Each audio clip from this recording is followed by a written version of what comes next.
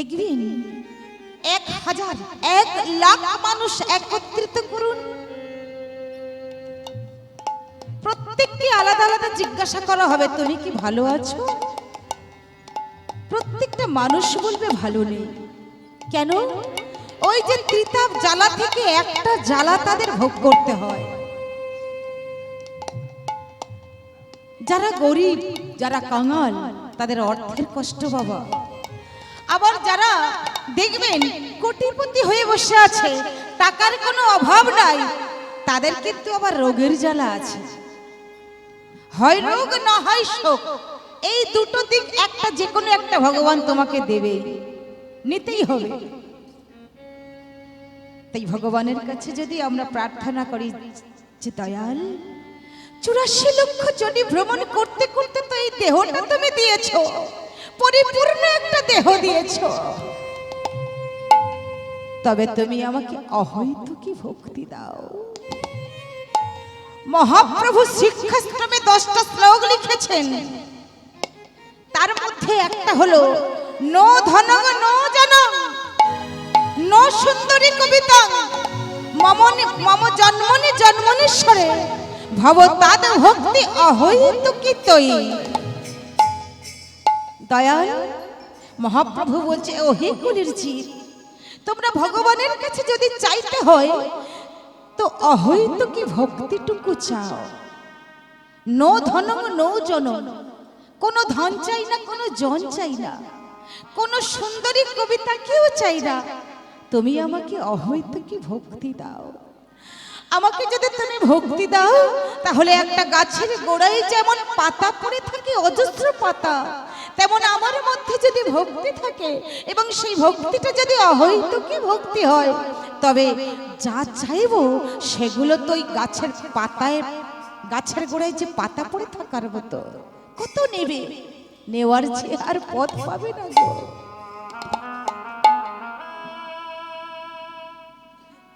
ভগবান বড় কাঙাল ভালোবাসে গো, ভগবান বড় ভক্ত ভালোবাসে। এক ভক্ত আছে রায় রামানন্দ প্রভু, দক্ষিণ গোদাবরীর তীরে বসে বসে কৃষ্ণ ভজন করছে। মহাপ্রভু নিজে গিয়ে সেই ভক্তের সম্মুখে গিয়ে বসে বলছে, রায় ও রায়, আমাকে দুটো কৃষ্ণ কথা শোনাবে, আমি যে তোমার মুখ থেকে কৃষ্ণ কথা শুনতে চাই।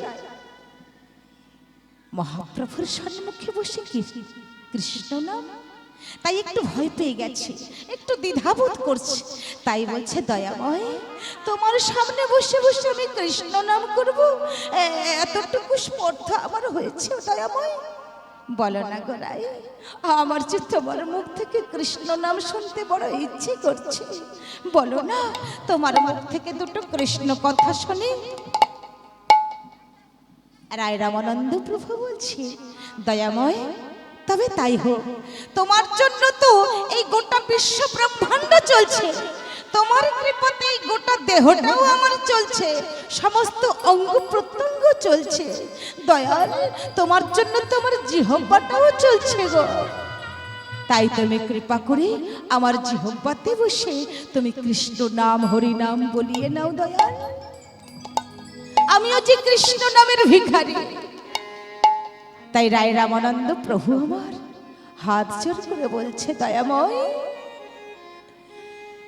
কৃষ্ণ নামে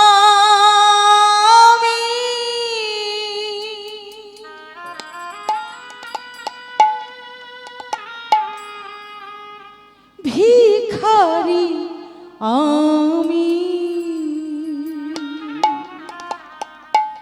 কৃষ্ণ বিনা নাহি জানি,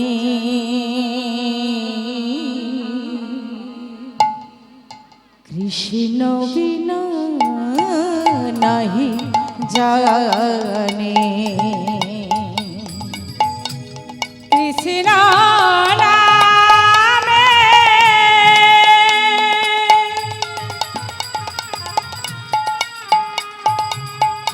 ভিখারি আমি,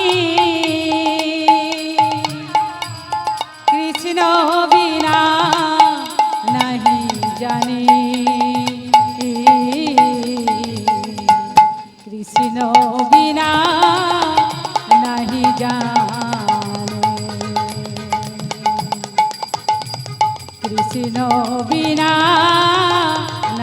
জানে।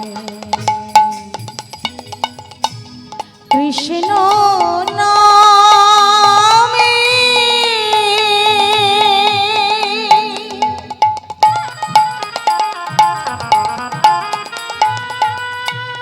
ভিখারি আমি, কৃষ্ণ বিনা নাহে জানে।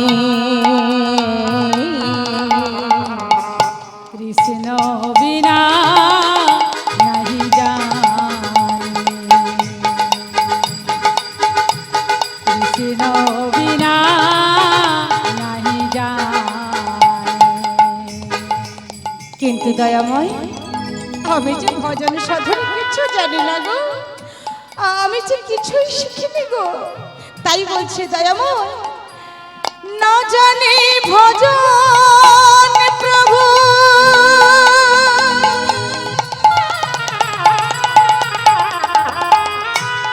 না জানি সাধন,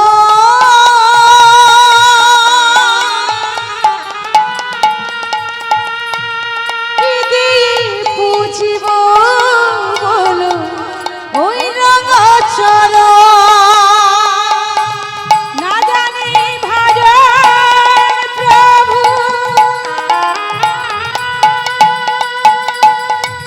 না জানি সাধন,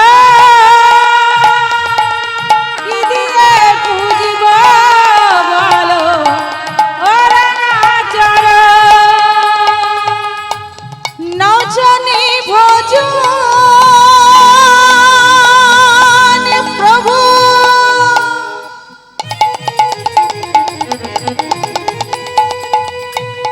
না জানি সাধন,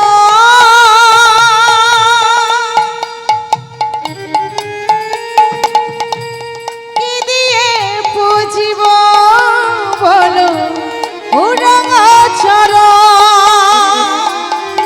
না জানি সাধন প্রভু, না জানি ভজন,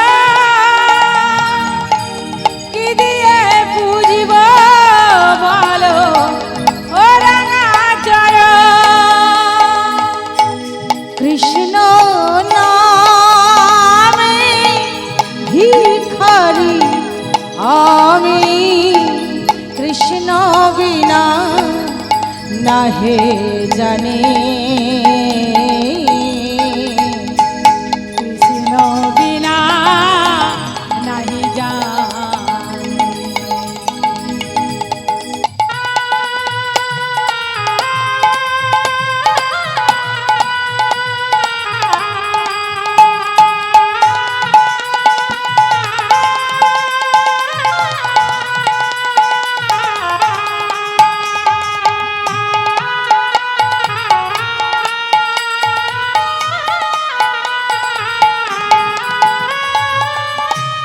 তুমি সৃষ্টি, তুমি স্মৃতি, তুমি যে প্রলয়, তুমি যে পালন কর্তা, তুমি দয়াময়। তুমি সৃষ্টি, তুমি স্মৃতি, তুমি যে প্রলয়,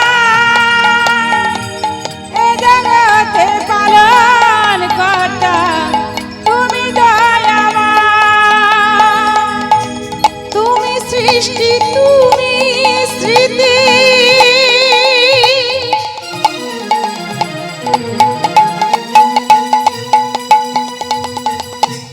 তুমি যে প্রলয়, তুমি যে পালন কর্তা, তুমি দয়াময়। তুমি সৃষ্টি, তুমি স্মৃতি, তুমি যে প্রলয়, তুমি যে পালন কর্তা, তুমি দয়াময়। কৃষ্ণ নামে ভিখারি আমি, কৃষ্ণ বিনা নাহে জানে। কৃষ্ণ বিনা নাহি জানে।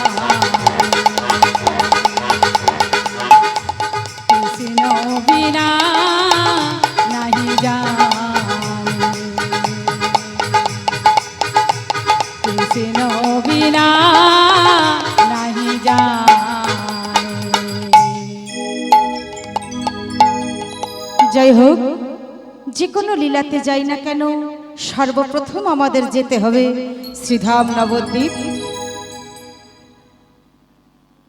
আমার আগে একজন বিশিষ্ট কীর্তনিয়া আপনাদের সম্মুখে কীর্তন পরিবেশন করে চলে গিয়েছেন, প্রদীপ পাল মহাশয়। তো আমি এতটাই ক্ষুদ্র, এতটাই অধম পামর মুড়ো জীব, আমি ওনার নখের যোগ্য নই মা। তো যাই হোক, আপনাদের সম্মুখে এসে পড়েছি। আমার দাদা ভাই আমাকে নিয়ে এসেছেন, আপনাদের চরণতলে একটু কৃপা করবেন, একটু আশীর্বাদ দেবেন, যাতে আমি কৃষ্ণ নাম হরিনাম যেন এগিয়ে নিয়ে যেতে পারি। আপনাদের আশীর্বাদ, আপনাদের কৃপা ছাড়া কোনো কিছু সম্ভব নয়। তো চলুন আমরা সবাই এই মুহূর্তে যাব শ্রীধাম নবদ্বীপ। কেন? সেখানে গিয়ে গৌর হরির চরণ ধুলি আমরা নেব, তার কৃপা আমরা মাথায় নিয়ে তবেই আমরা লীলায় প্রবেশ করব। নিতাই গৌর প্রেমানন্দে হরি বল, হরি বল, হরি বল। সবাই যাব তো? নবদ্বীপ যাব তো? বেশ, তাহলে কেমন ভাবে যাব? শঙ্খধ্বনি, উলুধ্বনি, হরিধ্বনি দিতে দিতে আর হাতের করতাল, তালে তালে, কেমন? বেশ, তাহলে সবাই যাব তো? বাহ। নদিয়াতে নদিয়াতে নদিয়াতে এলেন গৌর হরি, গৌর হরি, হরি নামের মালা গলায় করি, তালে তালে। নদিয়াতে নদিয়াতে এলেন গৌর হরি, হরি নামের মালা সঙ্গে করি। ও নদিয়াতে নদিয়াতে এলেন গৌর হরি, হরি নামের মালা গলায় করি, তালে তালে। নদিয়াতে নদিয়াতে এলেন গৌর হরি, হরি নামের মালা সঙ্গে করি। নদিয়াতে নদিয়াতে এলেন গৌর হরি, হরি নামের মালা সঙ্গে করি। নদিয়াতে নদিয়াতে এলেন গৌর হরি, হরি নামের মালা সঙ্গে করি। হরি হরি বলিয়া দুবাহু তুলিয়া, হরি বলিয়া বাহু তুলিয়া, হরি হরি বলিয়া দুবাহু তুলিয়া, উলুধ্বনি।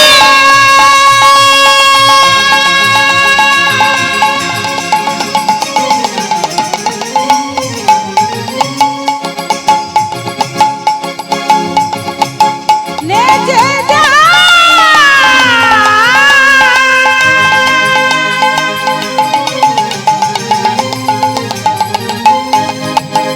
আমাদের গৌর হরি।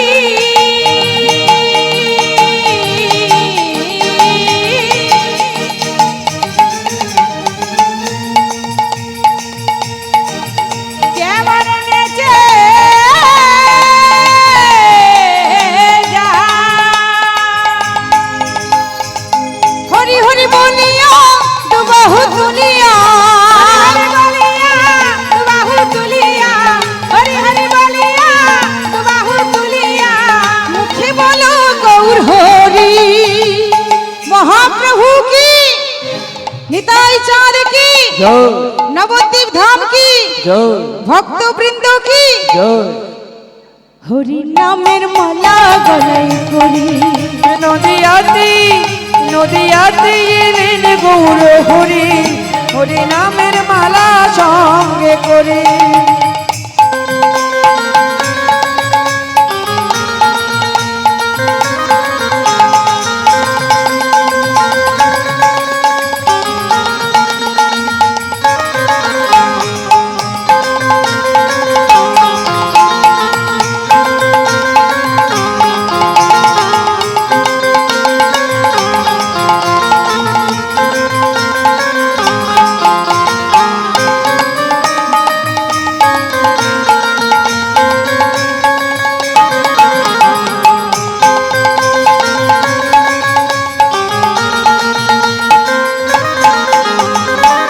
নাচিছে আমার গৌর নেতা, যে আমার জগাই মাধাই, নাচিছে আমার গৌর নেতা, যে আমার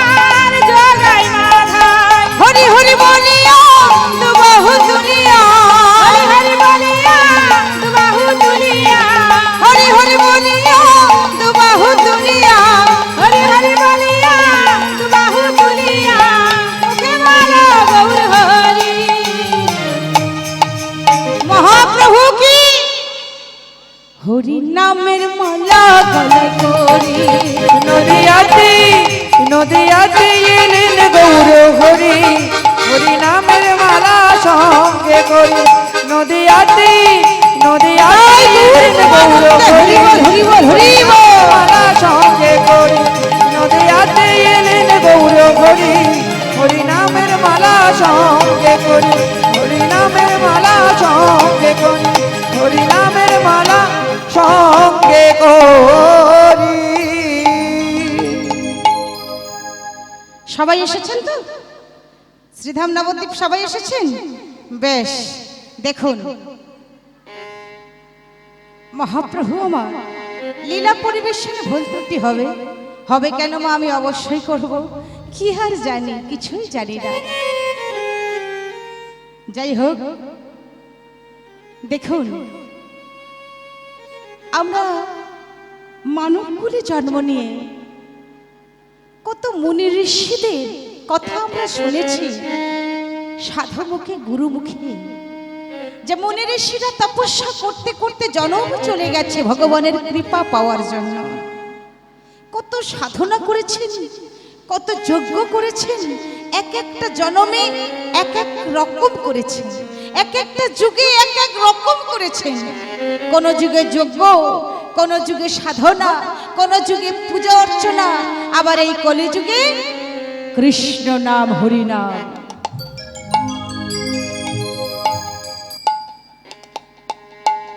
ভগবানকে পাওয়ার জন্য কত কষ্ট করে, অথচ ভগবানের কাছে বলা হয় শুধু হে প্রভু তুমি কৃপা করো, তুমি আমায় উদ্ধার করো, তুমি আমায় দয়া করো। কিন্তু মাগো, ভগবান স্বয়ং ভক্তের কাছে সে বলছে হে ভক্ত তুমি আমায় উদ্ধার করো, তুমি আমায় দয়া করো। ভগবান নিজে স্বয়ং বলছে, তাহলে কত বড় ভক্ত তিনি। ভক্ত তাহলে কত বড় ভক্ত, সেই ভক্তের জীবন কাহিনী আমরা শ্রবণ করব। কবিরাজ গোস্বামী লেখা পদ, চৈতন্য চরিতামৃত পদ আমরা সবাই শ্রবণ করব। আজ লীলার বিষয়বস্তু হলো ক্ষীরচোরা গোপীনাথ। মহাপ্রভু আমার কৃপা করে যে কলিযুগে এসেছেন, কলির জীবের মলিন দশা দেখে দাঁড়ে দাঁড়ে তিনি এসে প্রতিটা দাঁড়ে দাঁড়ে নাম বিলিয়েছেন। ওহি কলির জীব, একবার তোমরা কৃষ্ণ কথা বলো, একটিবার কৃষ্ণ নাম করো, তোমাদের যে উদ্ধার হবার কোনো পথ নেই। 16 নাম 32 অক্ষর। হরে কৃষ্ণ কৃষ্ণ কৃষ্ণ হরে হরে, হরে রাম রাম রাম হরে হরে। এই নাম তোমরা করো, তাতে কি হবে জানো? তাতে তোমরা উদ্ধার হতে পারবে। একটু বাস্তবটা একটু বলতে ইচ্ছে করছে খুব, কারণ আধ্যাত্মিক জগতের সাথে যখন বাস্তবটা মিলে যাবে না, সেই বাস্তবটা যখন তুলে ধরা হয় তখন কিন্তু খুব শান্তি লাগে, আনন্দ হয়, বিশ্বাসটা আসে বেশি করে, প্রেরণা পাই বেশি করে। যেমন আমি যে মঠের কথা বলেছি, ওই মঠে 15 জন থাকে, 15টা দিদি থাকে, অনেক বয়স্ক মহিলা ওরাও আছে, মাসি বলি আমরা। তারা না কোনো কর্ম করেন না, এবং কোনো বিশাল দানও পান না, শুধু বসে বসে হরিনাম জপ করেন। তাদের বিশ্বাস তারা শুধু হরিনাম জপ করেন, তাতে করে কি হয় জানেন? কোটি কোটি টাকা খরচা করে বিশাল বড় মন্দির হচ্ছে, 4 বার করে তারা সেবা নিচ্ছে, কত রকম করে সেবা। অথচ আমরা গৃহে বসে সারা দিন রাত খেটেও কিন্তু আমরা কিছুই করতে পারি না, একটুখানি জায়গাটাই উন্নতি করতে পারি না।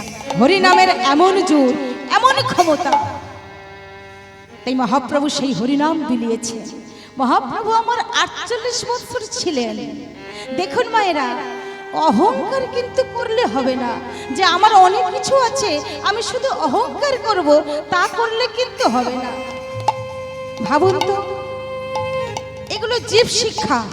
এই যে পঞ্চ ইন্দ্রিয়, চক্ষু কর্ণ নাসিকা জিহ্বা ত্বক, এই যে 5টা ইন্দ্রিয় আছে, এই চক্ষু কর্ণ নাসিকা জিহ্বা ত্বক, এই যে 5টার মধ্যে আমরা যে জীব হত্যা করে খাই, বাজার থেকে নিয়ে আসা হয়, সেটাকে সুন্দর করে রান্না করে খাওয়া হয়, তাই তো? তাহলে সেই যে রান্নাটা যখন আমরা খাচ্ছি খুব সুস্বাদু লাগছে, ভাবুন তো একবার, সঠিকভাবে ভাবুন তো বাস্তবটাকে। এই যে পঞ্চ ইন্দ্রিয়, চক্ষু, আপনার সম্মুখে যদি একটা আস্ত ছাগলকে কাটা হয়, যে খাসির মাংস আপনারা খান, সেই খাসিটাকে যদি আপনার চোখের সামনে কাটা হয়, আপনার চোখ সইতে পারবে? কেউ দেখতে পারবেন? যখন এই কাটা হচ্ছে তার যে ওই আর্তনাদ, দেখতে পারবেন? চোখ কিন্তু দেখতে পারবে না। তাহলে একটা ইন্দ্রিয় চলে গেল, চক্ষুর পরে আসলো কি কর্ণ। তো কর্ণ কি ওই যখন ওই আর্তনাদ করে চিৎকার করবে, তাকে যখন কাটা হবে, সে যখন আর্তনাদ করবে, চিৎকার করবে, সেই যে চিৎকারটা কি শ্রবণ করতে পারবেন? সহ্য করতে পারবেন? তাহলে 2 নম্বর চলে গেল। 3 নম্বর কি? চক্ষু, কর্ণ, নাসিকা, তার ভিতর থেকে যে গন্ধ আসবে, দুর্গন্ধ, সেই দুর্গন্ধ সহ্য করতে পারবেন? সেটাও পারবেন না। 3 নম্বর চলে গেল। আর কি? ত্বক।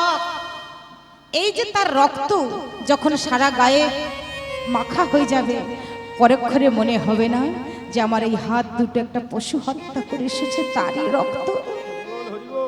তাকে শুধুমাত্র লোভ করে আমি খাবো বলে তাকে মেরেছি। রক্তটা সইতে পারবে? আপনার ত্বক সহ্য করতে পারবে তো? পড়ে রইল জিহ্বা। এই যে 1.5 ইঞ্চি স্বাদ, এই 1.5 ইঞ্চি জিহ্বা, যদি এই যে আপনি বিশাল বড় করে একটা জিহ্বাটা বের করবেন, যেমন ডাক্তারখানায় গেলে বলে জিহ্বাটা বেশি করে, তাই জিহ্বাটা বের করে কি ঝাল, কি মিষ্টি, কি তিতো আপনি দেবেন একদম মাঝখানে, টাগরা যেখানে বলে, টাগরার মাঝখানে, দেখবেন কোনো স্বাদ পাবেন না। তাহলে 1.5 ইঞ্চি মাত্র স্বাদ, এই জিহ্বার এই ডগা থেকে 1.5 ইঞ্চি স্বাদ। এই স্বাদটার জন্য আমরা কত না কর্ম খারাপ করে ফেলি, কত কর্ম খারাপ করে, তবে আমরা সেগুলোকে ভোগ করি আর ভাবি কি বলতো, আমাদের শক্তি বাড়বে। কত অযথা চিন্তা ভাবনা। শহরের মানুষ ভাবে কি গ্রামের মানুষ খুব বোকা, খুব খারাপ, ওরা গরু চড়ায়। আর আমরা কি শহরের মানুষ, আমরা অ্যালসেশিয়ান কুকুর নিয়ে চড়াতে বেড়াই। আর শহরের মানুষ আমরা যে অ্যালসেশিয়ান মানে কি, আমরা বিশাল ব্যাপার, তাদের কত ভালো ভালো খেতে দিই। কিন্তু গ্রামের মানুষ এত বোকা, তারা এত গরিব, তারা এত খারাপ, তারা গরু চড়াতে যায়। তারা মোটেও ভালো লোক নয়, তারা গরিব কাঙাল, তারা এটাই ভাবে। অথচ মা, সেই ব্যক্তিটা যখন কুকুরটাকে চড়িয়ে এসে বাড়িতে এসে যখন 1 কাপ চা খাবে, সেই ব্যক্তিটাই কিন্তু গ্রামের ওই গরুর দুগ্ধ দিয়েই কিন্তু চাটা খাবে। ওই তার অ্যালসেশিয়ান কুকুরের দুগ্ধ দিয়ে কেন চা খেলো না?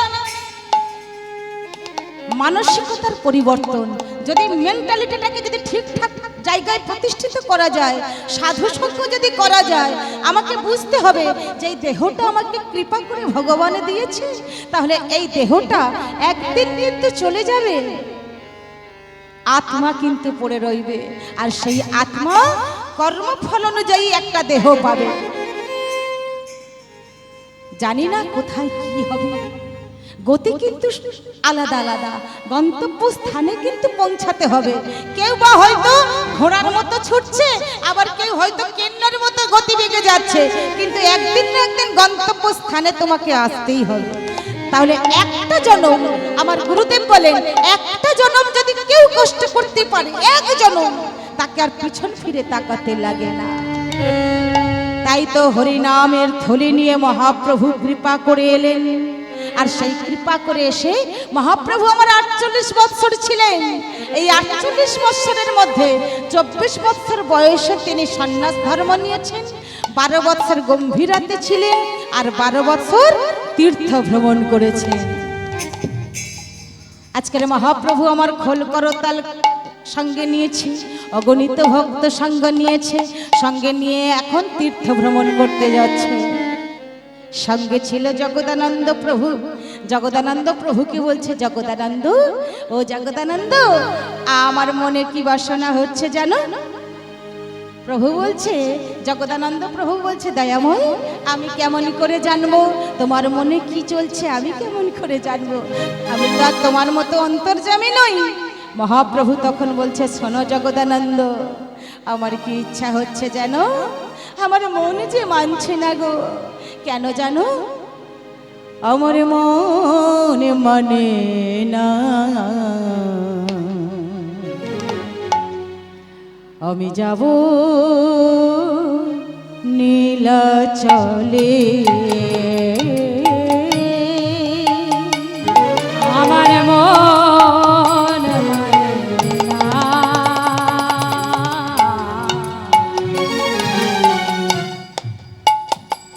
আমি যাব লীলা চলে, আমার মন মানে না।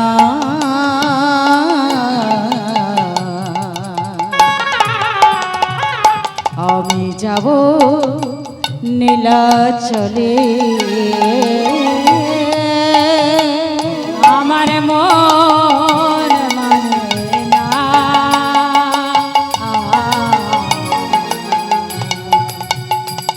আমি যাব লীলা চলে, আমার মায়ের আদেশ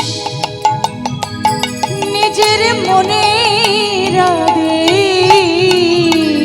আমার মায়ের আদেশ নিজের মনের আদেশ। আমার মায়ের আদেশ নিজের মনের আদেশ, আমার মায়ের আদেশ নিজের মনের আদেশ। যাও গো নীলাচলপুরে,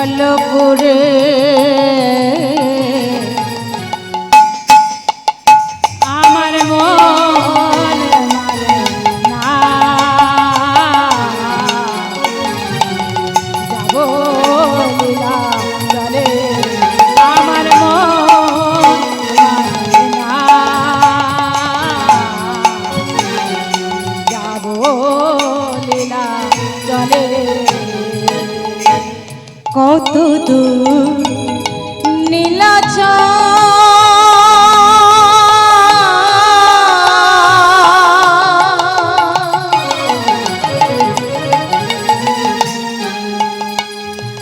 আমি দেখব তারে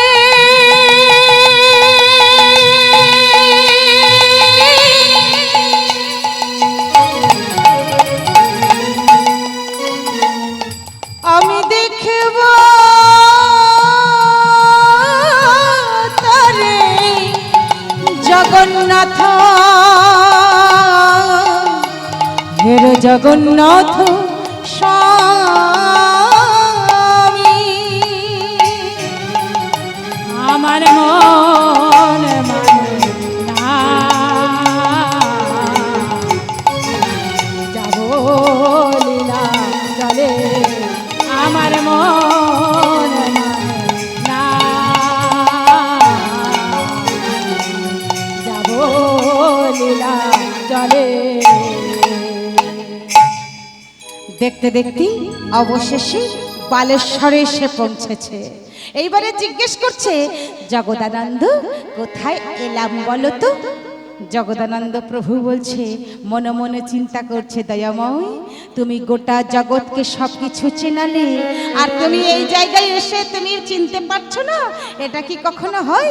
তোমার মনের ভাবও আমি বুঝতে পেরেছি। ওই ও মায়েরা, হরিনাম কৃষ্ণ নাম বড়ই মধুর, যে ভজে সে হয় বড় চতুর। জগদানন্দ মনে মনে বুঝতে পেরেছে তাকে পরীক্ষা করার জন্য বলছে, তাই বলছে, বুঝতে দিল না প্রভুকেও। প্রভু কি বলছিলে জানো? বলে কোথায় এলাম দয়াময়? এটা বালেশ্বর। প্রভু তখন বলছো, এটা বালেশ্বর? তবে চলো না গো, একবার রেমুনার গোপীনাথকে দর্শন করে আসি। তবে চলো দয়াময়, তুমি যদি বলো তাহলে আমরা সবাই যাব। প্রভু চলেছেন আগে আগে, সমস্ত ভক্তগণ পিছনে পিছনে চলেছে, খোল করতালে নিয়েছে। খোল করতালে নিয়ে এইবারে সবাই মিলে দুটি বাহু তুলে কৃষ্ণ নাম হরি নাম গাইতে গাইতে যাচ্ছে। যখনই বালেশ্বর বলেছে তখন জয় দিচ্ছে, জয় জগন্নাথ কি জয় জয় বলরাম দেব কি জয় জয় সুভদ্রা জি কি জয় জয় গোপাল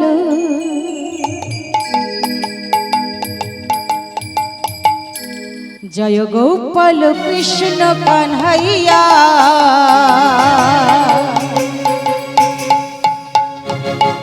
শ্যামল সুন্দর জয় গোপাল জয় গোপাল কৃষ্ণ কানাইয়া শ্যামল সুন্দর। আস্তে সবাই যাবে তো, মহাপ্রভুর সাথে যাবো তো আমরা, চলো। জয় গোপাল জয় গোপাল কৃষ্ণ কানাইয়া শ্যামল সুন্দর।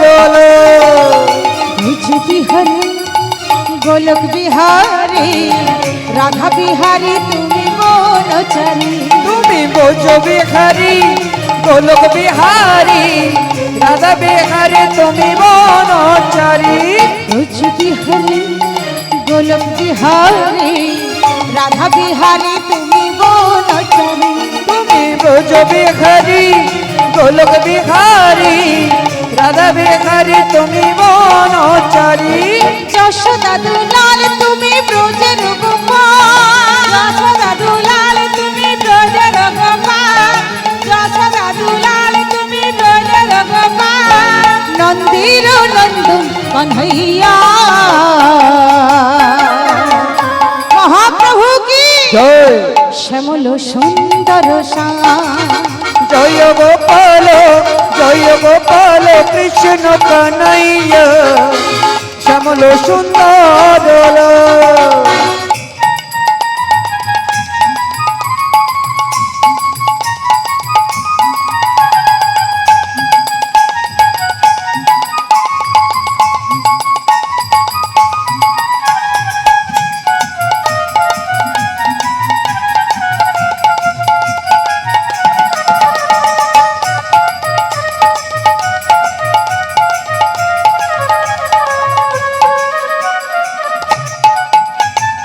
রাসবিহারী বংশীধারে রাধা বিহারী তুমি বনচারী, তুমি রস বিহারী ব্রজ বিহারী রাধা বিহারী তুমি বনচারী। রাসবিহারী বংশীধারে রাধা বিহারী তুমি বনচারী, তুমি রস বিহারী বংশীধারী রাধা বিহারী তুমি বনচারী। যশোদা দুলাল তুমি ব্রজের গোপাল, যশোদা দুলাল তুমি ব্রজের গোপাল, যশোদা দুলাল তুমি ব্রজের গোপাল, যশোদা দুলাল তুমি ব্রজের গোপাল, বৃন্দাবনের নলিচূড়া শ্যামল সুন্দর জয় গোপাল জয় গোপাল কৃষ্ণ কানাইয়া শ্যামল সুন্দর। জয় গোপাল জয় গোপাল কৃষ্ণ কানাইয়া শ্যামল সুন্দর শ্যামল সুন্দর শ্যামল সুন্দর। দেখতে দেখতে ওই রেমুনার গোপীনাথের সম্মুখে এসে হাজির হলো। মহাপ্রভু আমার বাইরে এসে যখন দাঁড়ালো আর ভিতরে আছে অচল গোপীনাথ, রেমুনার গোপীনাথ।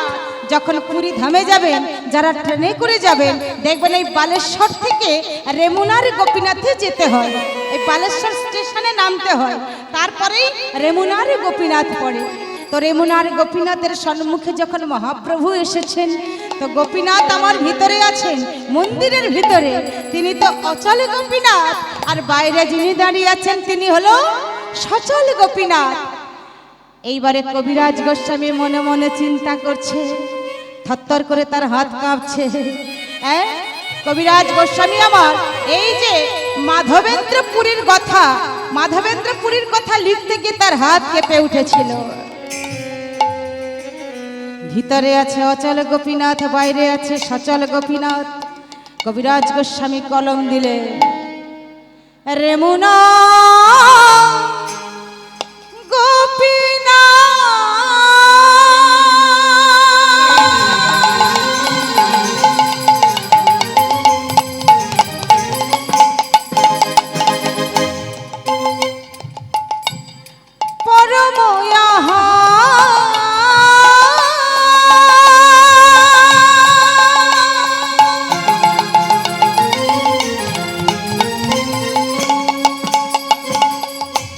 ভক্তি করে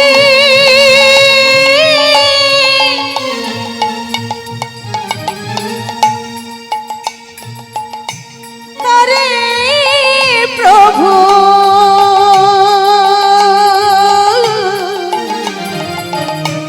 করলেন দর্শন। রেমুনা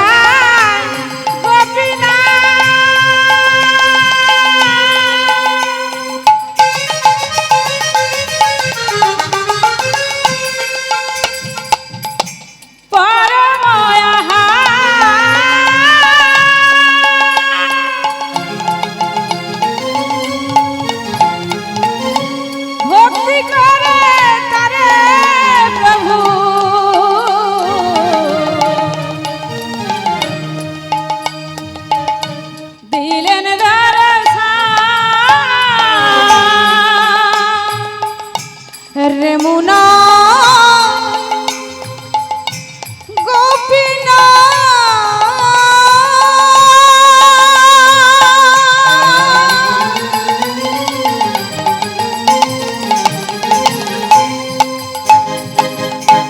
তারি পা পদ্মনিকা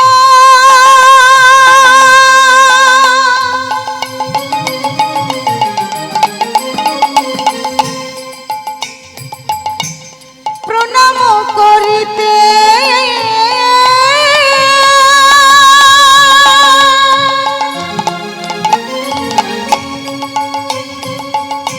তারি পুষ্প চূড়া পড়িল প্রভুর মাথাতে। আবার তারি পুষ্প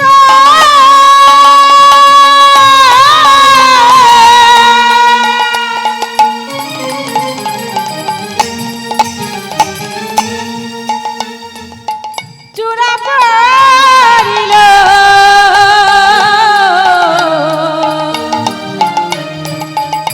প্রভুর মাথাতে। প্রণাম কেমন করে করে গো মায়েরা? আপনাদের এদিকে প্রণাম কেমন করে করে দেখান, কেমন করে প্রণাম করেন?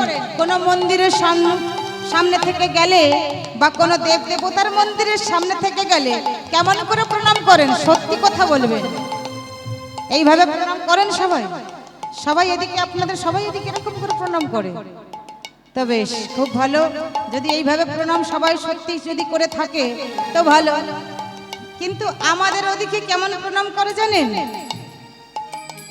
এই 10টা আঙুল থেকে একটা বের হবে,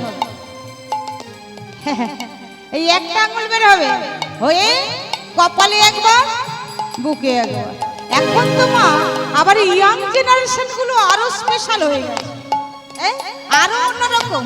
তারা আবার কপাল পর্যন্ত আঙুল নিয়ে যাবে না, এই আঙুলটা নাকের ডগায়, নাকে তো একেবারে ঘষে ঘষে যেন একটা থেবড়ে দেবে। নাকের ডগায় একবার, বক্ষে একবার, এইভাবে প্রণাম করে। কিন্তু মহাপ্রভু আমার, আহা, এবারে যদি আপনারা প্রশ্ন করেন যে মা মানসী, তুমি যে বলছো প্রণাম করার কথা, হয়তো আমি বাইক চালাচ্ছি, তাহলে বাইক চালাতে চালাতে কি আমি দাঁড়িয়েই কি একভাবে প্রণাম করবো? ওইভাবে হয়তো আমার হাতে বালতি আছে, বাজারের ব্যাগ আছে, তাহলে কি সবকিছু রাস্তার মধ্যে নামিয়ে দিলে দিয়ে আর প্রণাম করবে এইভাবে? না, সে কথা বলছে না। শাস্ত্র কি বলছে? তোমাকে দেখানো প্রণামের দরকার নাই, তোমার হাত জোড়া হয় হোক, তোমাকে দেখানো প্রণামের দরকার নাই। যদি এইভাবে করতে পারো করো, যদি না করতে পারো তাহলে কি করবে? একবার শুধুমাত্র মাথাটাকে নত করো, তাতেই প্রণাম গ্রহণ করবেন ভগবান। আর যদি তুমি মনে করো দেখানো প্রণাম করব, ওই একটা আঙুল বের করে এইভাবে প্রণাম, তাহলে 64 রকম অপরাধের মধ্যে একটা অপরাধ হয়ে যাবে, সেবা অপরাধ হয়ে যাবে। আপনি ভাবছেন প্রণাম করলাম মানে আমি পুণ্য গ্রহণ করলাম, ওটা সেবা অপরাধের মধ্যে পড়ে যাবে। 64 রকম অপরাধের মধ্যে একটা অপরাধ হবে। তাহলে মাথা নত করে প্রণাম করো। আজকের মহাপ্রভু যখন কৃপা করে এসেছেন ওই রেমুনাথ গোপীনাথের সম্মুখে এসে দাঁড়িয়ে কিভাবে প্রণাম করছে জানেন? কলির জীবকে শিক্ষা দেওয়ার জন্য প্রভু আমার শস্ত্রাঙ্গে একেবারে প্রণাম করেছেন, মানে উপর হয়ে লম্বা হয়ে প্রণাম করছেন। আর যখন লম্বা হয়ে প্রণাম করছেন, ভিতরে অচল গোপীনাথ মনে মনে চিন্তা করছে আমার মাথাতে এত সুন্দর একটা পুষ্পচূড়া, মানে ফুলের মুকুট আছে, তাই মনে মনে চিন্তা করছে আমার মাথাতে সুন্দর একটা পুষ্পচূড়া, আমি যে পাথরের ঠাকুর, তাহলে আমি তো অচল, আমার মাথাতে এত সুন্দর একটা চূড়া আছে, তাহলে যে সচল গোপীনাথ তার মাথায় কি থাকবে না? তাই তিনি নিজে কি করলেন, একটু নিজে নিজে হেলে গেলেন। তারপরে কি হলো? তারি পুষ্প চূড়া পড়িল প্রভুর মাথাতে, তারি পুষ্প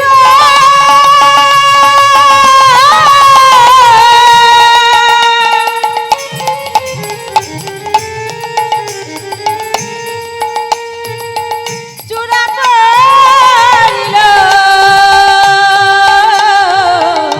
প্রভুর মাথাতে।